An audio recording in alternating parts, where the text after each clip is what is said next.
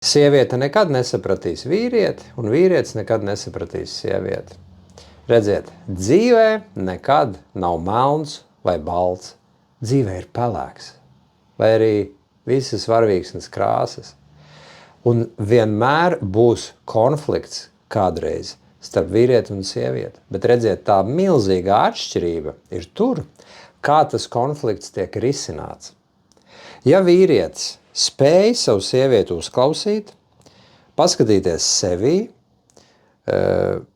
pieļaut, ka varbūt viņam nav taisnība un ielikt sevi viņas pozīcijā, un ja sieviete to var izdarīt arī, tad tur jau var rasties dialogs, tur var rasties kompromiss beigās. Un ja abi nav tik emocionāli, kad viņi nespēja viens otru vienkārši uzklausīt, bet sāk kliegt un ārdīties, un vienmēr ir nežēlīgākie strīdi un kautiņi, ja?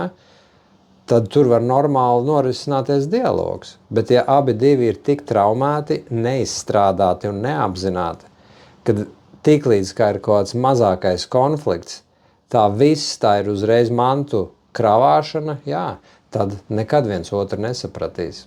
Bet, ja tu esi attīrījies un sāc saprast, kā dzīve notiek, tad var otru un sevi galvenais saprast.